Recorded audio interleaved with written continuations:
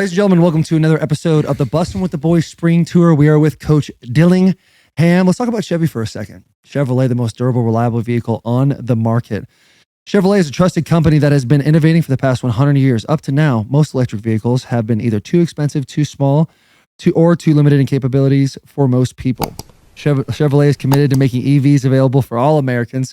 There is a growing network of public charging stations. There are over 1,900 certified Chevy EV dealerships. Chevy has convenient ways to research and shop EVs online. EVs for everyone, everywhere. Do you want to talk about it? Do you want to talk about what just happened out there? You guys have seen the first few interviews. I assume that's how we're going to drop them. Yeah. But we'll drop this one last. Battle of the Boys Spring Game champions. That one hurts tigh. Team Maroon, Team Compton. That one hurts. I'll tell you, I've never won in ASU Stadium. I've never won in Sun Devil Stadium, ever.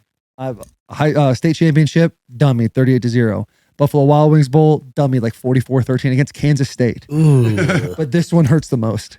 A state championship and a bowl game, and this one hurts the most. Go back to Arizona, where I'm from, Shaptown. Coach Dillingham goes to Shaptown. Charlie Ragle's my head coach, and it's like, I legit thought you guys were going to really make it so I could win. Yeah, we're about character. There we go. I needed to win. The other day, I lost this quarterback challenge, and like you can just tell Taylor and I, low key, are super competitive against each other. I forgot about that quarterback challenge. I do have that. Yeah, you do have that. And low key, when we put the headsets on and everything, I was just telling the boys, like, hey, we got to win this fucking game. You guys understand that, right? No, I've been catching too many W's, dude. I feel like an L was in my future. Yeah, I had to take one. Yeah, what was it at the end? 17-15. And they're I'm yelling at the coordinator. I'm like, no, we're not taking a knee. We're running the ball. He's like, my boss, you. He's like, my boss said we're taking a knee. And so I run out to the middle of the field. I'm like, hey, we want to score. And he's like, go ahead, go score. I'm like, what do you want to do? And the guy was like in the knee formation or victory formation. I'm like, score, just run a play and score. And he's like, hey, I'll throw you a fade. No That's way. how that happened. I know, because as soon as I knew you guys were going to knee, and I literally thought to myself, Will's going to go try to run this thing up. Because it was in the red. We were within the 5-yard line. I know. I was like, no, wait a minute. We're not taking a knee. We got to run this thing up. He caught it too. Dude, he did catch it. That was good. And I caught the ice bath. Oh, is that? I thought that was sweat. That was The start of a coaching career. 1-0. Yeah, dude, I would not be a good coach. I found that out today. Your coaches try to take over for me. They're like, you call in the place, I'm like, yeah, let me get this play. And they call one, and then all of a sudden they start calling the other place. I'm like, hey, what's the play? Do this. And the coach wouldn't listen to me. He would just be like, just say it. I probably called 2 plays. Yeah, that was probably why they didn't win. I mean, to be honest, if they were to listen to you, I mean, I think you would have got that. the top. I like the sound. That's a good way for me to spin it. I would agree. That's a good way for me to spin it. But hey, we're in Tempe. You're home. You grew up here. You've been in so many prestigious programs. We were talking about this a little bit before we came on camera. Is historically rich traditions at Florida State, Oregon, Auburn, and you come here and let's call a spade. It's not. And so how do you compete with those other colleges that have all that history and tradition to say, hey, come here? Well, I think you just look at it, and tradition is just something that happened in the past. Has no effect in the future, right? But what happens is social media nowadays drives where kids believe they can go to school. So I believe I can only go to a school that ESPN tells me is of an elite status. Yeah. And they choose those schools. When in reality, if 25 of the best players just chose to come here 3 years in a row, our roster would be top 5 in the country. It's very, very simple. So people need to stop living in this bubble that only certain places can win and come to a place that it's 70 degrees in April, 60 degrees in June, right? They bring the Super Bowl here. They bring the Waste Management Open. They bring tons of concerts. Retired athletes move here, right? Why would you not live here in a place that's the 5th largest market in the country? We have a player who has his own podcast, right? Why would you not choose to come here, right? Just because we may not have the tradition in 1996, right? That's so short-minded. We're trying to teach people, right? We can be the tradition. Come here and be the tradition 20 years from now. How do you sell them on that when you walk around and obviously your facilities, like we talk about tradition and everything else, but even facility-wise and walking around, you can just tell that money isn't poured into this place yet. No question. And, you know, the places I've been, you've been to some spots. I have. Yeah, this is actually probably the middle of the road facilities of the places I've been at. Shockingly enough, it's not Oregon, right? And no place is Oregon. I don't think anybody's Oregon. Yeah. Correct. Nebraska. But, the support here from the from the community and from the city is there. We have the ability financially to compete because we have the 5th largest metropolitan area in the country. We just got to get everybody back involved in college sports. Yeah. How do you do that? Yeah. Well, by winning games, right? And stuff we did today. You guys. Yeah. Yeah. What got you onto that? I feel like that was like, I want to say innovative, but also I don't want to say innovative because it was us. But what put you on the trail to do something like that? Because we were promoting like, hey, where do you guys want us to go? And then all of a sudden you just, without a shadow of like, without any questioning, like, hey, we want you guys to come here and like coach a spring game. We want to build it around you guys because I feel like the majority of head coaches wouldn't do something like that. Yeah, one, I don't need to be the star of the show. I actually would rather be in the background, right? So it's great for me. 2, right, what other schools did you guys go to? We went to LSU. We went to South Carolina, Ohio State, Texas. And what was the other one? Really here. Colorado, but we really didn't go to Colorado. We didn't go to Boulder. And then where? And then here. Here. All 5 of those have something in common, right? Tradition. Yeah. Except for Arizona State. Right. So we have to be creative and innovative to get our brand out to change the narrative here. You guys were the creativity and the innovation, and your guys' following and just who you guys are as people to create a culture here that we can change it and get those players necessary to be one of these teams that I want to build this program into. When you're looking at this town being, it's a pro football town, how do you get people to transition from pro football into college football? I don't think you'll transition people. I think you got to I think there's enough room for both. Yeah. I think not everybody's going to be able to go to a Cardinals game on a Sunday, right? But I do think there's enough people that if you can't go to a Cardinals game on a Sunday, you can come to an ASU game on a Saturday, right? I think there's enough people in this city that we can have both. And people forget, ASU was here first. 30 years ago, the Jake Plummer era, there was actually all the games sold out. 7 years ago, all the games sold out, right? This town just likes winners because there's so many options. Whichever team's winning is what they choose, right? So we've got to put a product on the field that produces winning. And if we do that, the fans will come, the recruits will see it, and then the tradition happens and the rest is history. I mean, what was Clemson 20 years ago? Yeah. Clemson hadn't won a 10-win game in 20 season. All of a sudden, the culture changed. Coach Sweeney did a phenomenal job. Now they're a blue blood. Yeah. Why can't that happen here? That's true. No, that's fair. As far as for coaching, like finding your process here, your senior year at Chaparral, you get hurt. You're dealing with that. You're trying to think. Ragle was talking about you were going to come here, become a lawyer like your dad, and kind of keep moving forward. What made you pivot into becoming a football coach? Yeah, Coach Ragle grabbed me and said, hey, you should just try this out, start coaching. And I started coaching. And I just love the impact you could make on people. Like, I love people. I love being around people. I'm a people person, right? All these X's and O's, people think they matter, and they do. You have to know what you're doing. But what wins is, can you get people to come together, and can you motivate people to do more than they normally would? That's what wins. All the other stuff sounds fun, right? Yeah, we're going to run power versus weak rotation, whatever that is. Everybody could do that. I could teach my wife, right, what good play calls are, right? I wanted to coach because I love seeing it click for a player. I loved it when a player maybe off the field or on the field in the classroom, he couldn't get something or he didn't know how to be successful, and then it clicked. And once it clicks, and you know how to manage it, whether that's your life and your work-life balance. And all of a sudden they're like, hey, you got to find balance here. You're not balanced yet. You're not going to be successful. Then all of a sudden it clicks. Like, I'm addicted to that click. Yeah. When you have a guy like Charlie Ragle who got you into coaching football, and now you employed him essentially. You snagged him from Idaho State. And you're like, hey, come down to ASU when he was a head coach.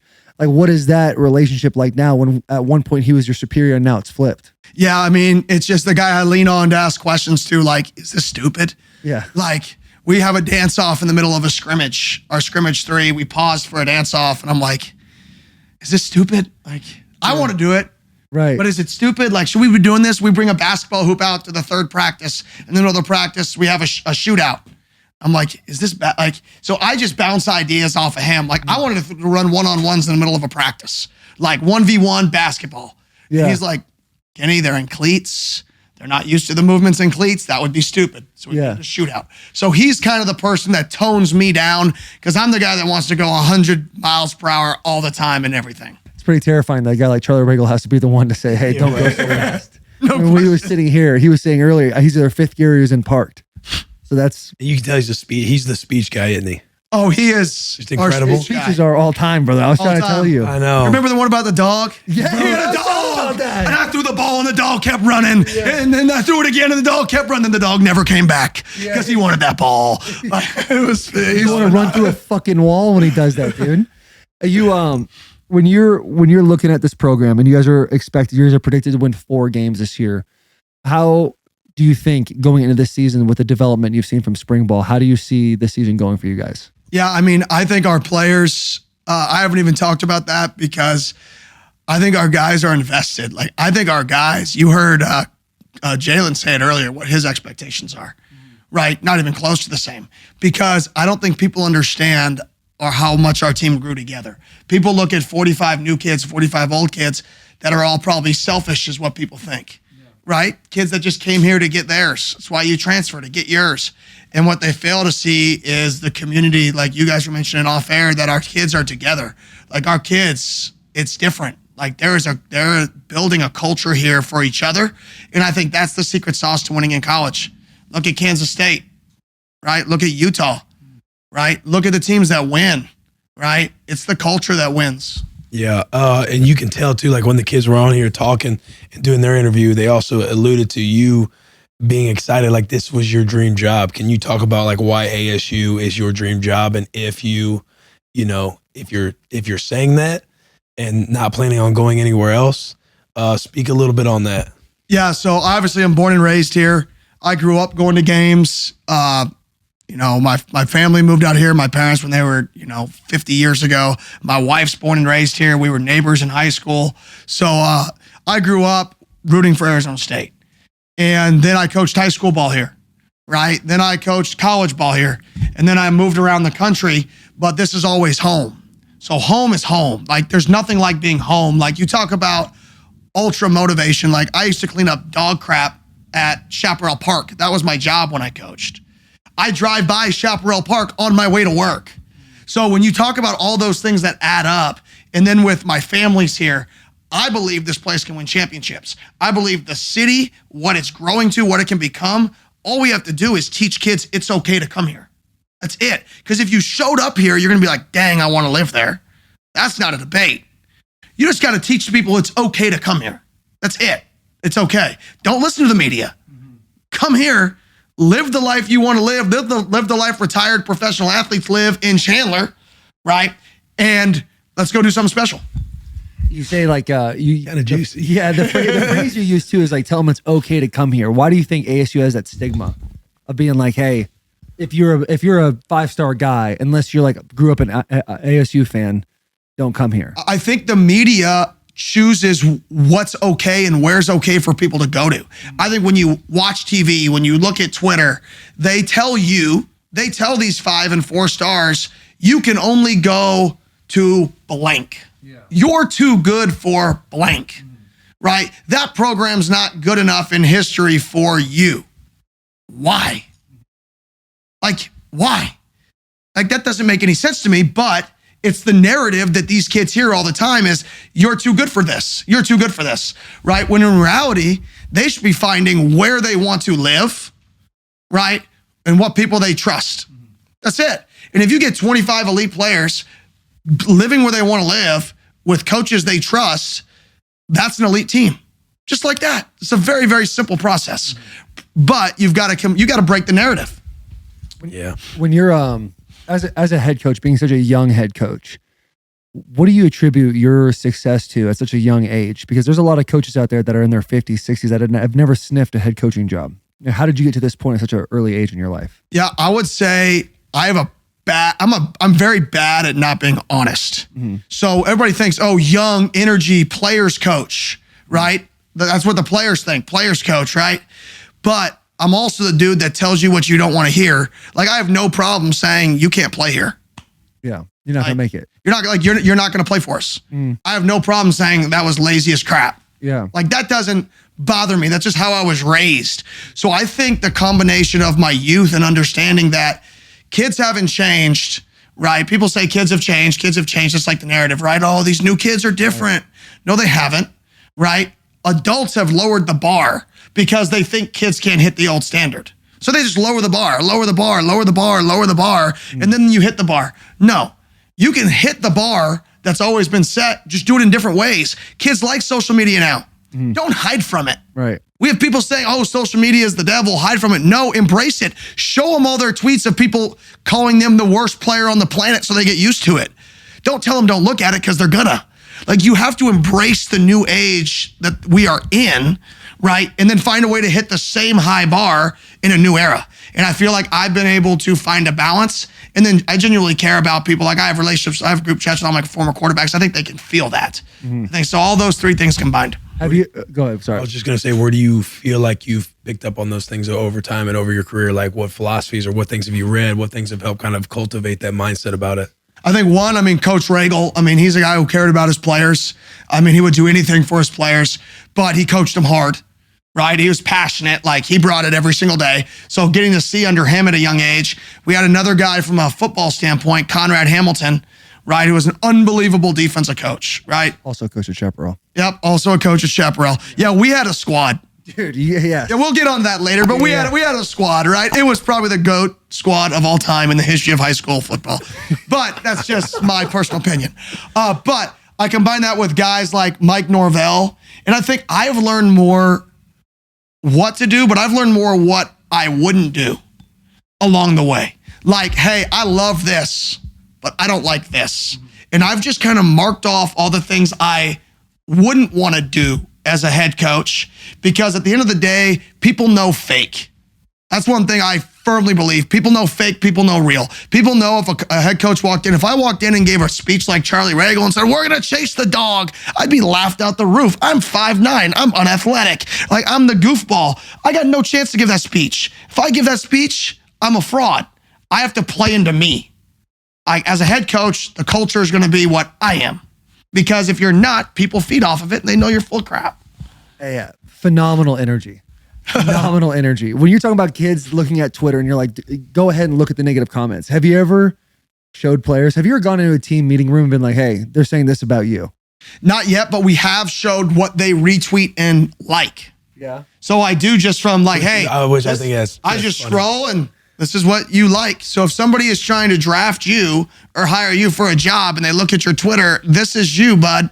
Just know that. Dark. Right? So That's hilarious. exactly. So I do some or all the positive ego filling shit that they get tweeted at and they like or retweet and stuff. It's like, hey, the whole quote, live for the cheers, die by the booze. It's like, the moment people say bad stuff about you, we know you're gonna be looking and feeding into that because you get so hyped to like and retweet and engage with everybody who you want to see, oh, look what so-and-so said about me. Correct. There was a year in years past, just as an example, I pulled up my name for my team and scrolled at all the hate so they could see, look, this is what people say about me. Calling reverse on the -10. That was a TFL fumble. Probably not a great call, right? Look, people hate me. Definitely not a good but call. Horrible call. We were the number 2 offense in the country, right? So they loved me. Hate. And the whole goal is like, you should love the process to get better. And the best players I've ever been around loved like the football. Like, they found a way, even if they didn't love ball, they found a way to fall in love with being there. Even if football wasn't their passion, they found a way to compete one-on-one and talk crap enough that they found a way to compete. So can you block all that out? Look at it, because you're going to look at it. You can't hide from it anymore. So let's embrace it. But then keep the main thing. Laugh at it. Like, yeah, you're probably right. You should have caught that ball. I agree with him. Yeah. You should have. But you don't take it as a negative. Take it as a laugh. Like, joke about it. When you're going through a recruiting process of Arizona, how do you get guys? What's your selling point on ASU over something like U of A or anywhere else in the Pac-12? Well, I think for us specific, one, we don't recruit versus U of A. Yeah. That's a no-brainer. What do you come mean here. by that? That's a no-brainer to come here. Oh, like they just ain't. Yeah, that's a no-brainer to come here. You should come here. Yeah. That's not a debate. Yeah. And I'm Mark's gonna hate that. Yeah, Mark's gonna hate that. We gotta clip that from Mark. Yeah, and I'm gonna be here. Yeah. You're choosing U of A or ASU with a guy who's passionate about actually being here forever. Yeah. It's not a debate because you know you're Who's gonna the play coach for at me. Jed Fish, who's a really good football coach. He's a really good football coach. Really good football coach. If you guys got in a fight, who do you think would win? Oh, I would win. Yeah. Oh yeah, I would win. Yeah, I'm 32 and I am fiery. Yeah. I will bite ankles. You did just say you're unathletic and goofy. I'm unathletic, but I'm fiery, and you could hit me over and over again. I'm gonna go all day. You're gonna be like that dog. Yeah, I'm gonna be like the dog. He is. You're gonna have to kill the dog. You're gonna have to kill me. Yeah. I don't like to lose. Anybody in the Pac-12 that you think could whoop your ass? Let me go through this. I mean, I don't know. I mean, to be honest, you would think Dion. I mean, he's a professional but athlete. he's That's me being He real. lost his toes. Yeah. So you don't know how that kind of hinders I don't him, know, you know but what I would just think, I think he just benched like 225 20 times or something. I don't know. Yeah. You really do that? Yeah, it was pretty impressive. What, bench? Yeah. Yeah, I mean, he's It would be always nice been to talk to him about that. He's always been a bench press cat. Sometimes Yeah. he do videos right after he gets done hitting the bench press. Really? Drop some wisdom on you. Drop some philosophy on Yeah. you. That's awesome. So no one's beating you except for Dion, maybe. Yeah, maybe. I don't know. I'd have to. Kyle Whittingham, I mean, the way his team plays, I don't know any of these guys yet, but the way his team plays, I wouldn't want to get in a steel cage with him.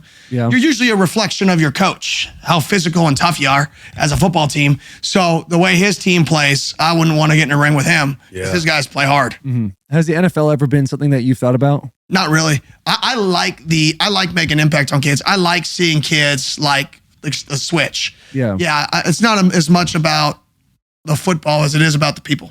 Mm-hmm. Do you think you would ever dabble in the NFL? No. You say not really. It's like, what if you have great success at Arizona State, which let's just say within 5 years, you put a couple years together and then the NFL starts to poke their head in on like, hey, let's get you up to the big leagues. Yeah, I want to be here. And throwing a bag at you. Yeah, I want to be here. I mean, at the end of the day, I always tell people like there's a certain amount of money to make you comfortable, right? I am way in that number. Then there's a certain amount of money that's just what are you going to do with it, right? I mean, here I'm way beyond comfortable. So at this point, like I am very, very happy and I plan on being here. Like I want to build this right. I want to build this for the long haul. That's why we're not cutting corners. So I mean, especially culturally, like we're not cutting corners culturally, building this the right way. You know, what fires me up, and you can ask your question, but I was just going to chime in and say what fires me up is that I believe all the stuff he's saying. Yeah. And we were a part of year one. Yeah, that is sick. Yeah, that is a good point. Spring game, I'll his tell you first what, if he year, we're bails in here. 5 years, though, you will get a call from us. You'll absolutely get a call. This will be on repeat. Yeah, absolutely. You know what over and over. do is come here in the fall for a game like a tailgate or something like Yeah, that. that'd be cool. That would be fun. Anytime we can come to Arizona, I'm down. Well, you guys will be on the Raiders, so you'll just be able to drive right down, right? Yeah, That'll be a that's quick. right. yeah, there we do have rules. Well, we have to play together this Yeah, year. dude, we are a 100%. package deal. When you start winning here and the money starts coming into ASU to really beef up this facility, where's the first place you're attacking? Yeah, I mean, I want to get question. an indoor right behind. We have a bubble over on the other side. I Yeah. want to get an indoor and the fields moved over here, which is already part of our plans. But obviously, Where would you put it? we're gonna take out some of the parking behind Yeah. this, and we'll put an indoor right here, taking out that building, and then 2 fields back there. So that way everything's kind of Yep, everything's right here. That's awesome. So that's step one. But my first step in terms of fundraising and money is fundraising for our players and NIL. Yeah. Everything I do right now is for our players. They said they wanted better food, got them better food. They said they wanted better snacks, got them better snacks. Right? You guys ate the food today. It's pretty good. Yeah. Right? They said they need NIL. They haven't had it. I fundraised almost every night for NIL. Like every decision we make is players. And if you keep that the main thing, that players win, that means everything you should spend money on should affect the players. So I asked them, what do they want? Like, what do you guys want? You want this? You want this? You want this? Because that's who you're trying to get to play at their best of their ability, and that's how you get buy-in. Yeah. With NIL, how do you attack that? Because you're basically always playing free agency now. How do you? There's a free agency is about to start right now. And Today. yeah, portal today. opens up. Yeah. How do you go about attacking that? Yeah, one for us, I tell people, if you don't want to be here, leave. Because I firmly believe culture wins. So it's, you want to be here, leave. That's fine. I really don't care. Like, go. I don't care if our 3 best players are into the portal. I wouldn't want it, and I don't believe that's going to happen because we've built a good culture here, but I wouldn't beg them to stay because that's how you build a bad culture, right? And on top of that, I tell everybody, my job is to bring in somebody to beat you out Yeah. because that's the best for the team. So it may hurt your feelings if I bring in 4 players and they beat out 4 starters, but guess what? There's another 85 guys who are on a better team. So don't be selfish when I make this team better. Yeah. And I challenge them. I just tell them that. There are no guarantees on this team. Every transfer we took, right, they weren't promised anything. 0 transfers were promised to start, were promised NIL money, were promised anything. It was come in here, compete, win. Same thing with everybody on our team. It is win and earn your keep. I feel like we've basically hit all the big I do want to hit one more. You used the phrase activate the valley. What does that mean? It just means get everybody involved. Like show up at the spring game, buy season tickets, show up. Because the one thing that you don't have that 6 national titles. Yeah. Right? You don't have the 3 national titles. That you have to be able to show recruits is people care. You have to be able to go to a game in the fall and see a sold out crowd and see an environment that you want to play in. Because that has a huge effect on prospects. So if we want to be where we want to get to, if we want to get to where we want to get as a program, which is recruit the best players to come here so we can be the best team to come here, they need to show up and see a sold out crowd with butts in seats. They need to see people active on social media. People think it's stupid. No, it's not. Our recruits love being retweeted by our fans. It shows love. We need everybody in the valley to be activated in the 5th largest valley with one school. All these other large cities don't just have one school in a 1-hour radius. They all have 2 schools. We're the only one with one. If everybody can get behind us and get activated financially with what you can give and then put your butt in the seat, show up, right? People are going to realize we care. And if people realize we care here, we're going to be pretty dang good. Brother, I feel like he seems like the right man, right man for the job here. I feel like ASU is in good hands, folks. Coach, we appreciate you coming on today. Now, if you don't even win 4 games, we might have to come back and ask about that. But so far, like I'm sold. That's fair. Who's your first game?